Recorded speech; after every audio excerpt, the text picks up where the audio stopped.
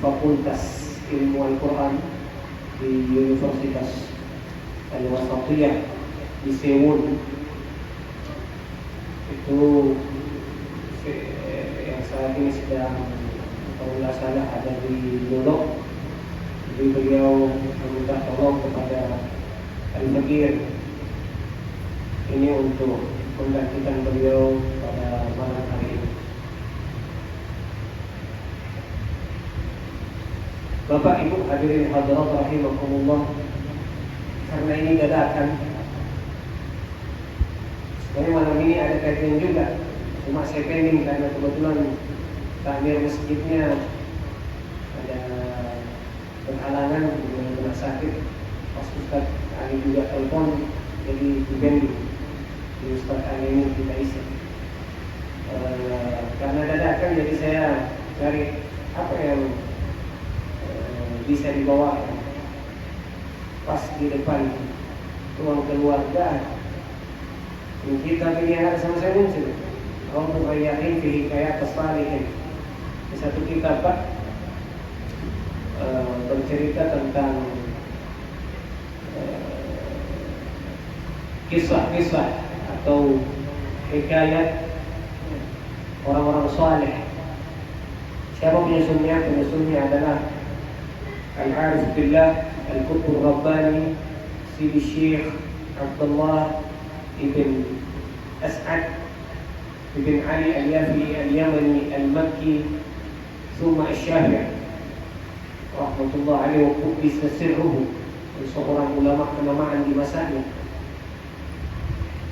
yang banyak menyusun berbagai kitab. Salah satu di antara karangan beliau yang cukup monumental dan menarik adalah yang ada di hadapan saya, yakni Raudhul Rayyahin fi Hikayat As-Salihin.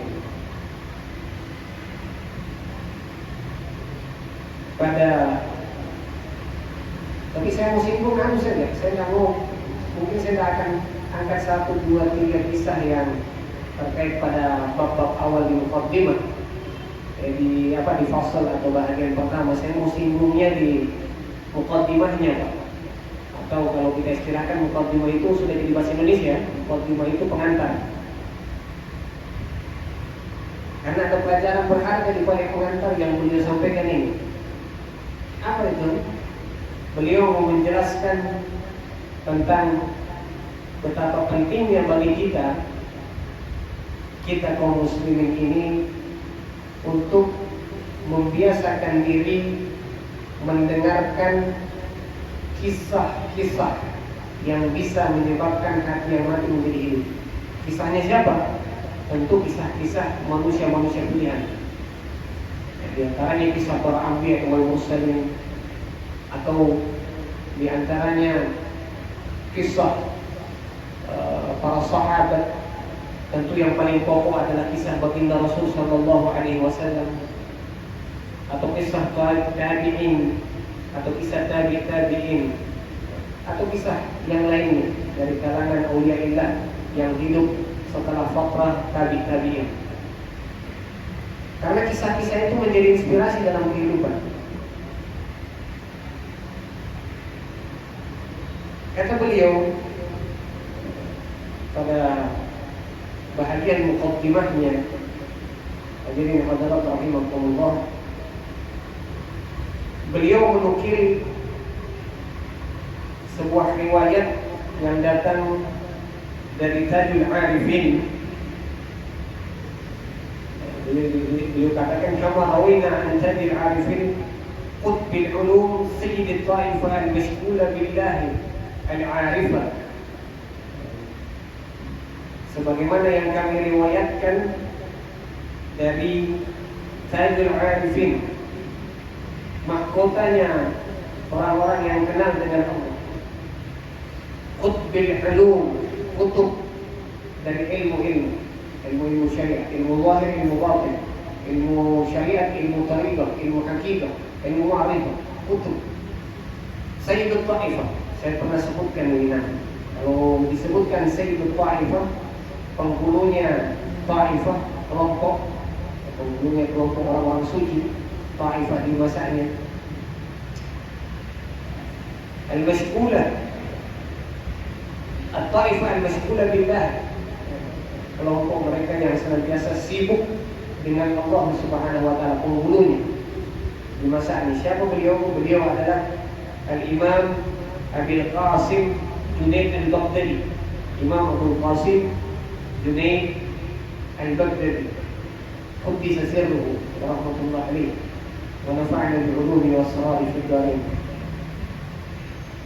قدس الله روحه ونور ضريحه أنه قيل له ما للمريدين في مجاورة الأحكام فقال الحكايات جند من جنود الله.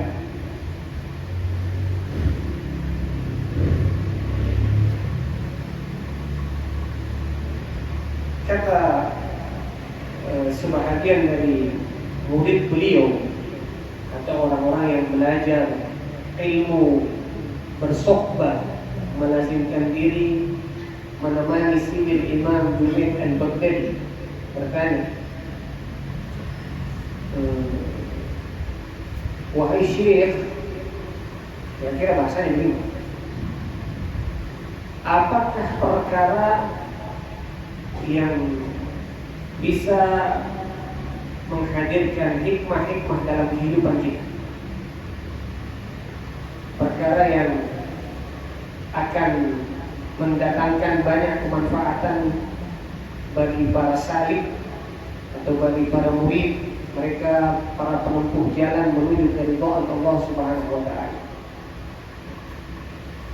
Kata beliau, al-hikayat, kisah-kisah, artinya banyak berkisah.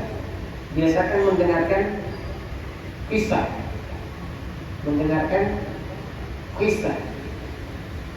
Kenapa? Karena hikayat, kata beliau, jundun min junudillahi ta'ala taqawwa bihi qulubul muridin. Kisah-kisah itu adalah tentara dari tentara-tentara Allah, tentara Allah, yang dengan kisah-kisah itu akan menyebabkan hati itu semakin kuat. Hati para muridin, para penempuh jalan menuju Allah itu semakin kuat. Semakin kuat di jalan apa? Di jalan yang hak. Artinya bahwa dengan kisah-kisah itu bisa menyebabkan seseorang bertambah jazbahnya atau rakbahnya, semangatnya dalam menjalankan perintah Allah, serta rasa takut dia di dalam melakukan hal-hal yang dilarang oleh Allah Subhanahu wa taala. Semakin menjauhkan dia dari hal yang dilarang dan semakin mendekatkan dia terhadap hal yang diperintahkan Allah Subhanahu wa taala. Jadi ini pentingnya esensi dari sebuah kisah, Pak. Esensi dari kisah. Terus ditanya lagi oleh, jadi kalau ada yang berkata, cuma taklim masalah kisah saja, apa sih manfaatnya? Atau mendengarkan kisah, apa sih manfaatnya? Kumpul bercerita tentang kisah, apa sih manfaatnya? Tunggu, kisah itu punya pengaruh yang luar biasa buat hati manusia. Sampai-sampai sebut sebagai jundun min junudillah taqawwa biha qulub lil muridin. Itu menguatkan hati untuk menapaki jalan menuju Allah. Kata ditanyakan lagi sama Sayyidul Taifah tadi, yang Imam Junaid al-Baghdadi, Quddisa sirruhu, fahal fi dzalika syahidun, apakah di dalam pernyataanmu wahai Syekh ada syahid, ada saksi, ada bukti, ada dalil? Ada dalilnya tidak? Kau katakan bahwa kisah itu punya faedah, bahwa kisah itu adalah jundun min junudillah, tentara dari tentara Allah yang bakal menguatkan hati-hati para muridin, para penempuh jalan menuju Allah. Mereka yang hendak membersihkan hatinya agar hatinya menjadi hati yang fitrah, suci, sehingga ia benar-benar bisa sampai ke hadirat Dia Allah yang Maha Suci. Kata Imam Junaid al-Baghdadi radhiyallahu anhu wa quddisa sirruhu, iya, firman Allah Subhanahu wa taala ketika Allah berfirman, Bismillahirrahmanirrahim, di surat Hud ayat 120, catat ini. Surat Hud ayat 120. Wa qul bismillahirrahmanirrahim wa kullan naqussu 'alaika min anba'ir rusul ma nusabbitu bihi fu'adak. Ini jadi Allah berfirman dalam Al-Qur'anul Karim, dan semua kisah-kisah Rasul yang telah kami ceritakan, yang kami ceritakan kepadamu, hai Muhammad Rasulullah, tiada lain dan tiada bukan agar dengan kisah itu kami teguhkan hatimu. Jadi kisah itu memberi pengaruh yang luar biasa bagi hati. Untuk apa? Untuk meneguhkan hati. Lanjutan ayat ini, sekarang itu tercantum di sini, saya coba cari tadi dalam Quran Al-Karim. Wa ja'aka fi hadhihi al-haq wa mu'izatun wa dzikra lil mu'minin. Dan di dalamnya telah kami berikan kepadamu segala kebenaran. Dalam kisah-kisah itu telah kami berikan kepadamu segala kebenaran, nasihat, mu'izah, nasihat serta peringatan bagi orang-orang yang beriman. Sehingga sedemikian pentingnya kisah bahwa Al-Quran itu terbagi pada 3 porsi, 3 bahagian pokok dari kandungannya. Sepertiga berbicara tentang usuluddin, tentang masalah tauhid, masalah keimanan. Sepertiganya lagi berbicara tentang ahkamus syariah, al-ahkamus syariah, hukum-hukum syariah. Dan sepertiganya lagi mengandung di dalamnya masalah kisah-kisah.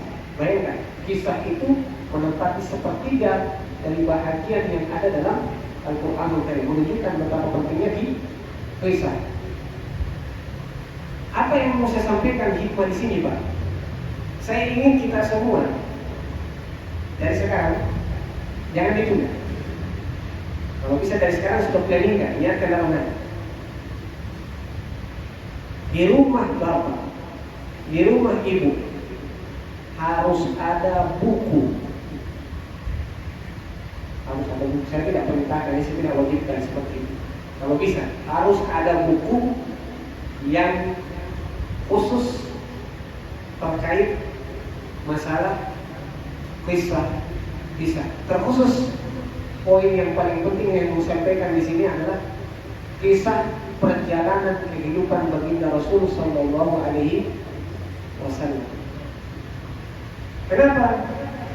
Sekalipun mungkin kita belum sempat baca, mudah-mudahan keberadaan buku itu menjadi sebab datangnya hidayah dalam kehidupan keluarga kita. Jadi bagian bacaan keponakan kita kan, anak-anak kita kan, istri kita kan, sesiapa saja yang ada di rumah kita. Saya pernah teringat kisah juga ini. Jadi dahsyatnya itu kisah, Pak, ya. Jadi ada satu teman saya di Makassar dulu, dia cerita sama saya, Ustaz, dulu anak punya buku, pokoknya tentang sejarah kehidupan baginda Rasul SAW, sirah, ya, sirah baginda Rasul SAW. Waktu masih SMA itu, dia cerita. Hilang di sekolah.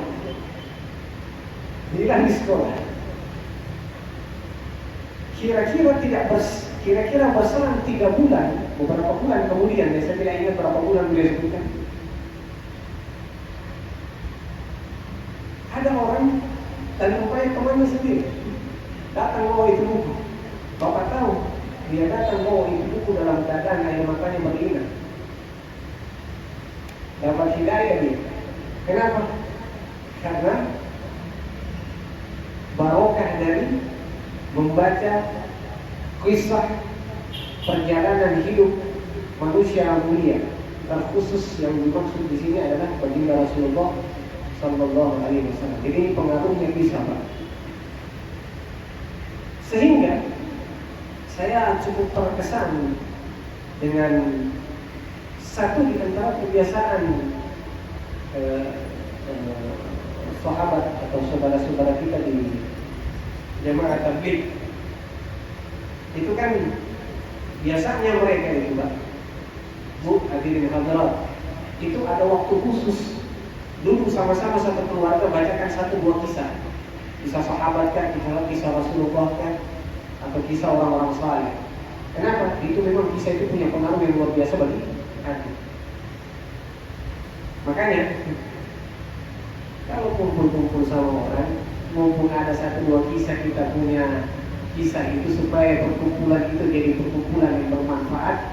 Ceritakanlah kisah-kisah itu, kisah-kisah kebaikan ya, kisah-kisah tentang orang saleh, kisah para sahabat ya, kisah tabi'in, atau kisah-kisah orang yang datang kemudian hari di zaman-zaman seperti sekarang ini yang bisa mendatangkan kebaikan dalam kehidupan kita, atau inspirasi yang menyebabkan orang yang tadinya hidup dalam keputusasaan, jatuh dalam kubangan maksiat, tiba-tiba bangkit semangat jazbahnya untuk mau bertobat kepada Allah Subhanahu wa Ta'ala. Atau orang yang berputus asa tiba-tiba bangkit semangatnya, spiritnya untuk menghindarkan diri dari keputusasaan, semangat kembali dalam menjalani aktivitas kehidupan.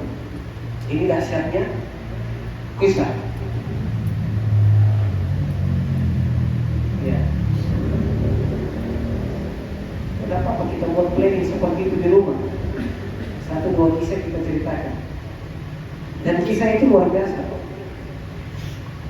Bapak kalau mau, siapa saja di antara kita kalau mau menegur orang, kalau mau menegur orang, lebih ahsan menegur itu tidak langsung menceritakan kesalahan atau poin dari kesalahan orang tersebut. Lebih baik Bapak Ibu hadirin hadirat ceritakan satu kisah yang kisah itu berhubungan dengan keinginan kita untuk menegur orang tersebut. Apa saja?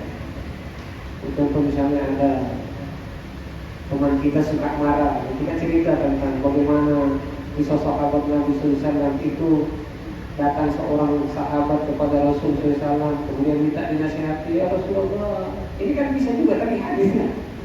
Hadis Nabi SAW, kasih nasihat saya. Jadi jangan marah. Kasih nasihat saya, jangan marah 3 kali, cuma nasihatnya satu saja, jangan marah. Pulang dia.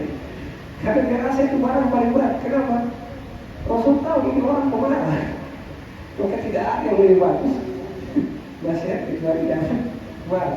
Yang kita cerita kisah seperti itu punya pengaruh luar biasa untuk orang di sekitar kita. Atau ada orang bakhil dan lain sebagainya, kita cerita tentang kisah kedermawanan atau apa saja.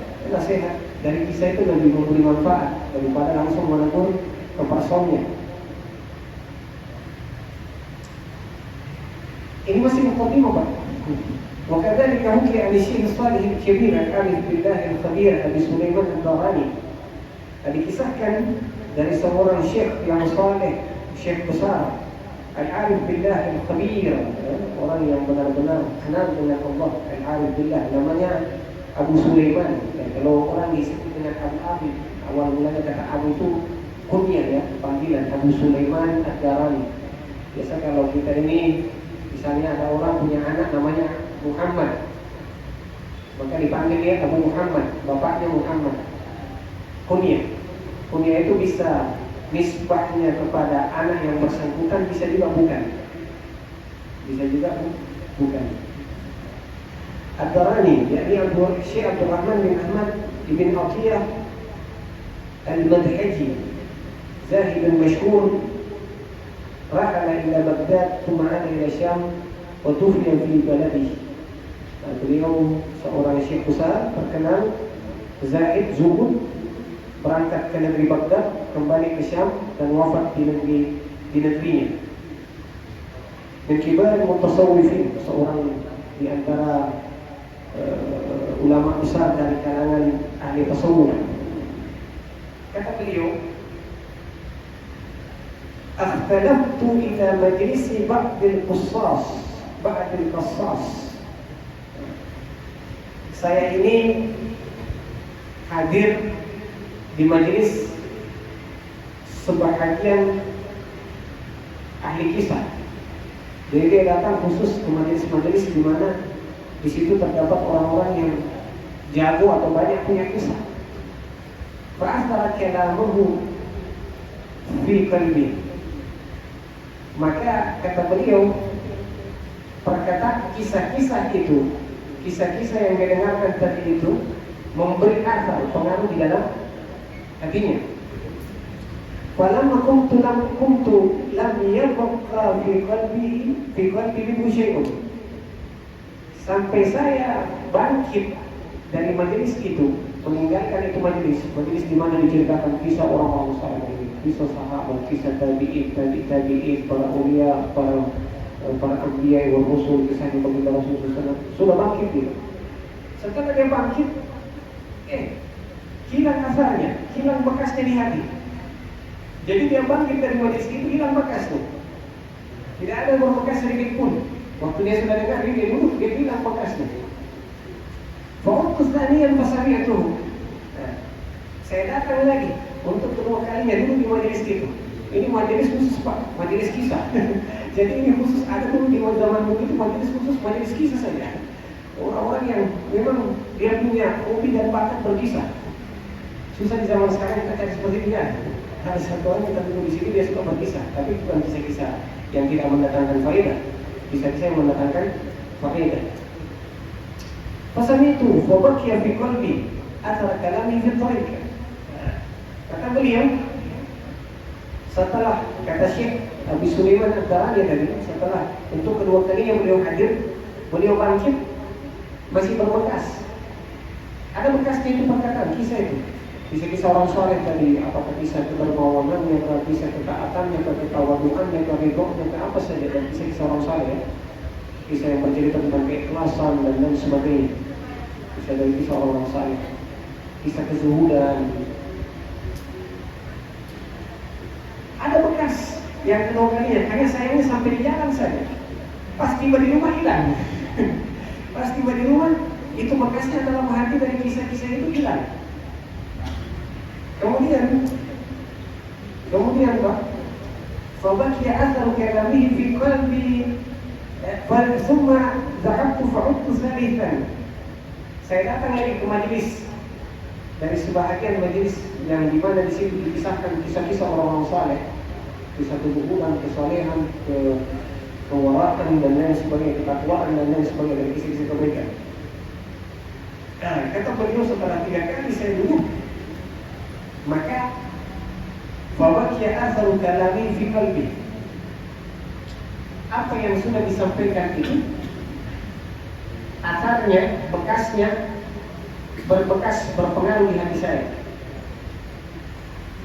Hatta raja'tu ila manzili fakasartu alat al-mukhalafati wa lazimtu at-tariq ila Allah Ta'ala. Nah, ini jangan ditiru ini. Maka kata beliau, ini perlu ditiru ya, tapi jangan juga ekstrim banget. Ini Syekh Abi Sulaiman Ad-Darani seorang zahid Pak ya, zuhud. Maka waktu beliau balik ke rumahnya,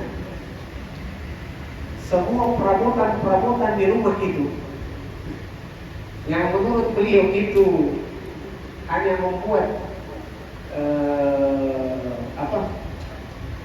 beliau berpaling dari Allah Subhanahu wa Ta'ala, hanya membuat beban beliau nanti berat di yaumil qiyamah. Sudah beliau hilangkan semua. Jadi pas dengar 3 kali kisah, berarti beliau ini yang beliau dengarkan mungkin kisah tentang kezuhudan ya. Oh sudah, ini dahsyatnya kisah Pak ya, punya pengaruh yang luar biasa.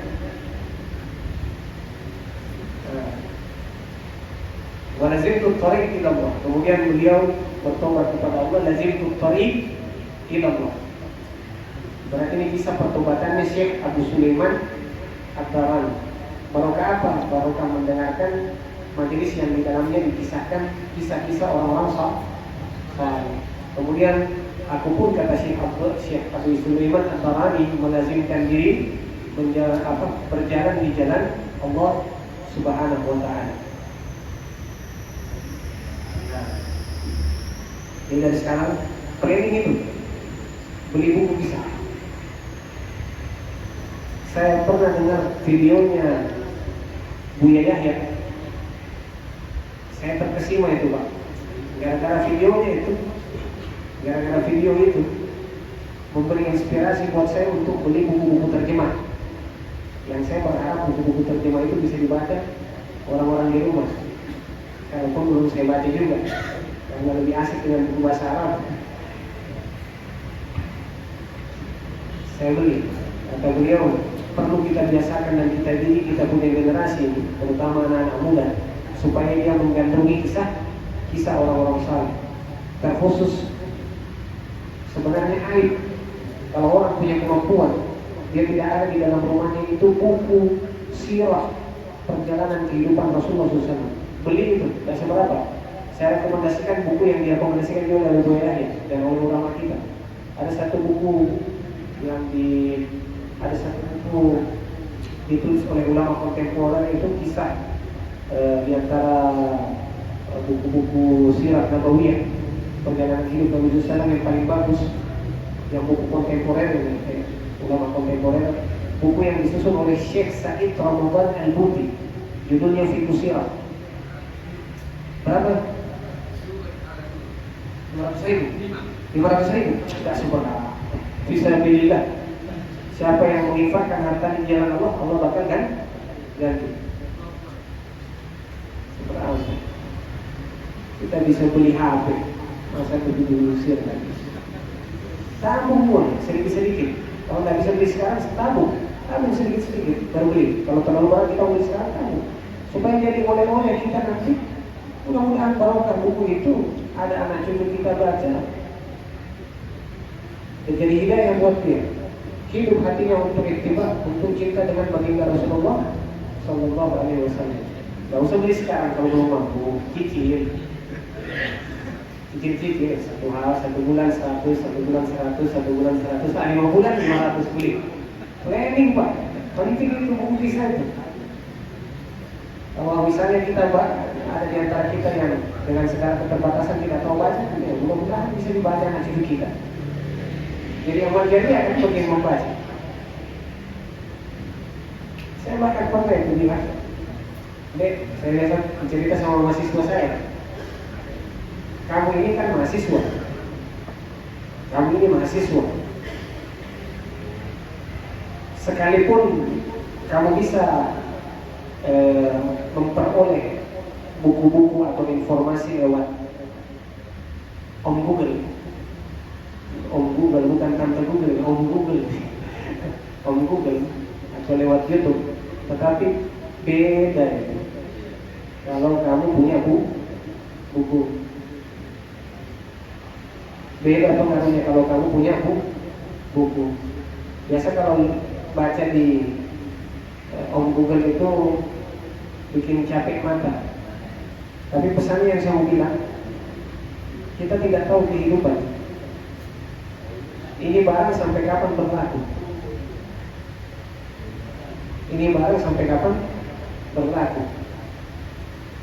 Karena aksioma kehidupan,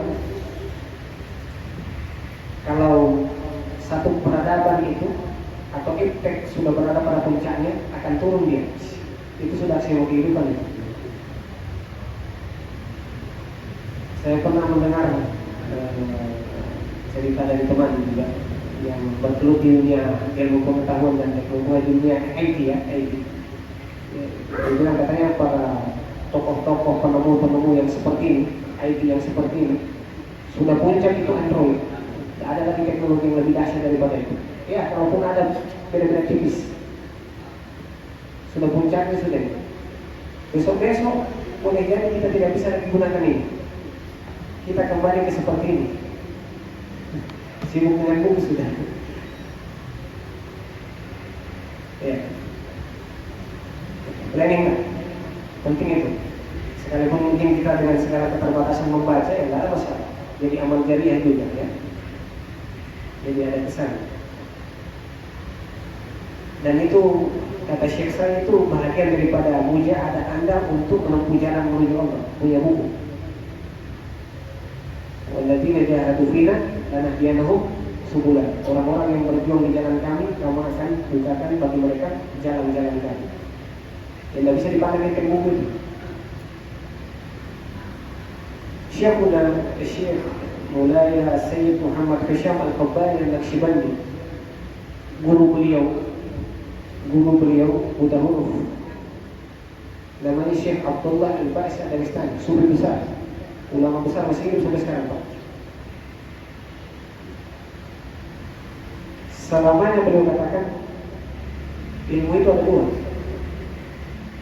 ilmu fis-sudur atau ilmu dzauq, ilmu dzauqiyah rasa. Yang kedua ilmu fil-pas, ilmu yang di dalam tulisan. Yang pokok itu ilmu rasa itu. Tetapi beliau bilang sekalipun begitu, kalian harus lihat perpustakaan saya di bawah tanah. Satu rumah perpustakaan semua. Padahal gurunya sosok yang buta huruf. Itu menunjukkan betapa pentingnya buku. Ya. Lanjut kembali.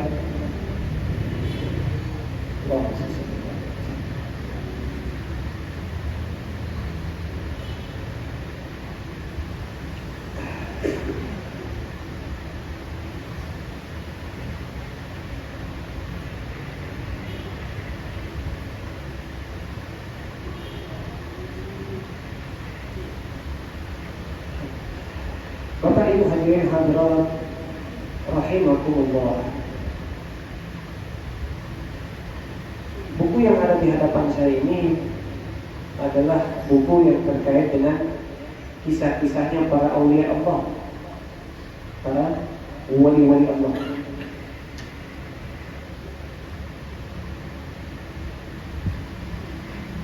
Kata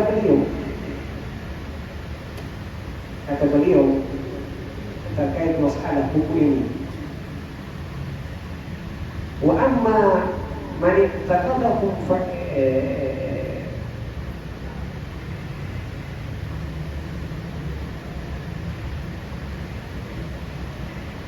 kata beliau, "Suma ini qadaftu atau hadithu asani dan hikayat raghbatan fil ikhtisar."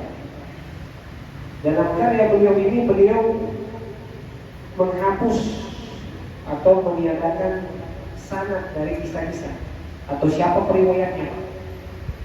Syekh Abdullah bin Asad Al-Yafi dalam kitab ini beliau meniadakan periwayatnya. Beliau tidak sebutkan riwayatnya dari syekh ini, dari syekh ini, dari syekh ini sampai yang terpaut dengan kisah itu. Beliau tidak sebutkan. Kenapa? Untuk ikhtisar, sebagai yang tujuannya beliau maksudkan untuk memperingkas dari apa yang terkandung dalam kitab ini,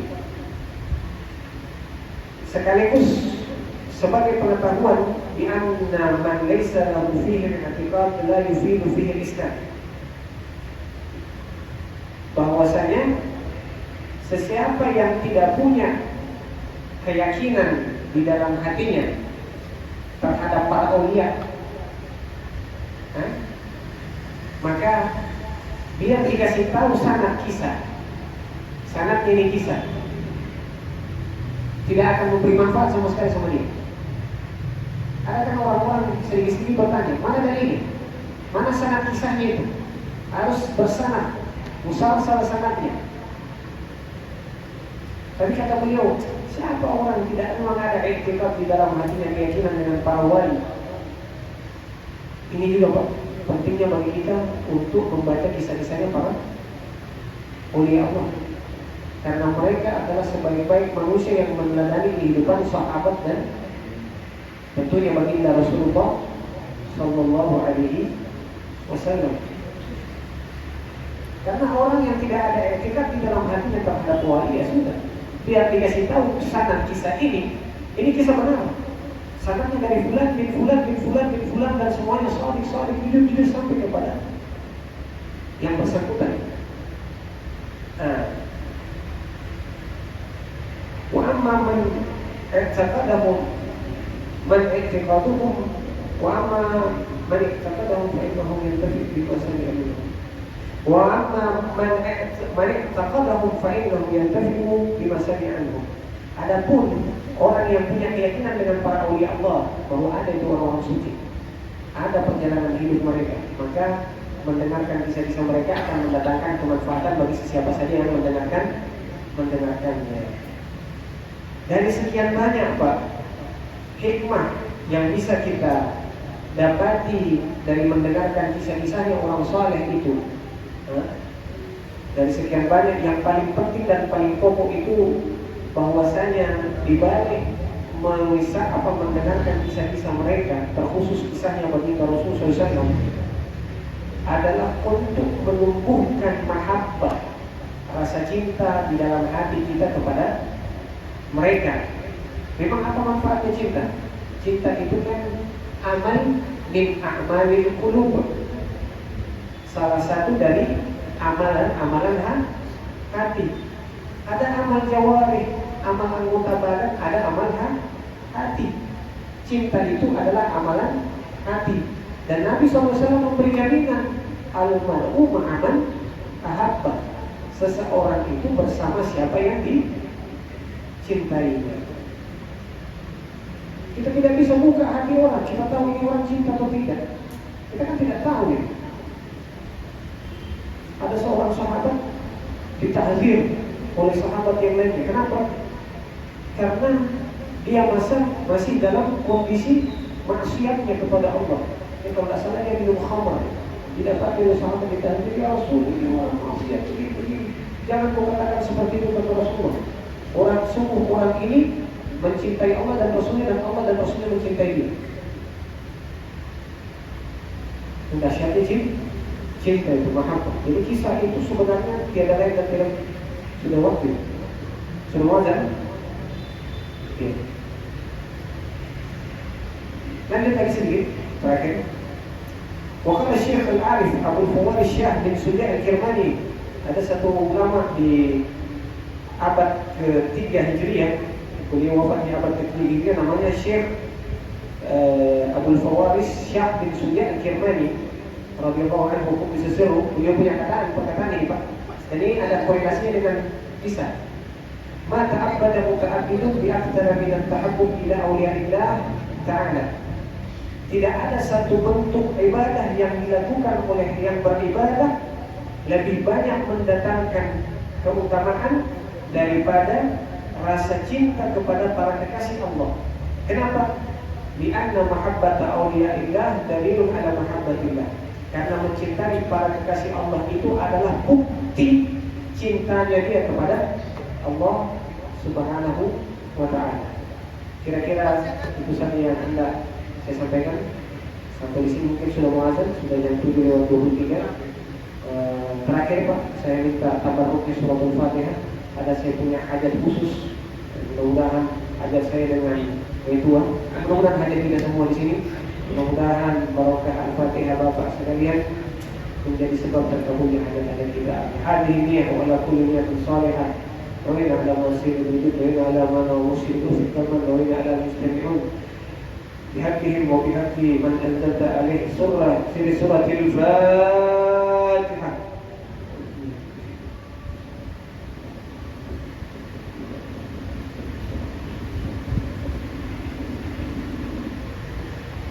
Subhanallah wa bihamdihi asyhadu an la ilaha illa anta astaghfiruka wa atubu ilaik. Wallahu musta'an. Assalamualaikum warahmatullahi wabarakatuh.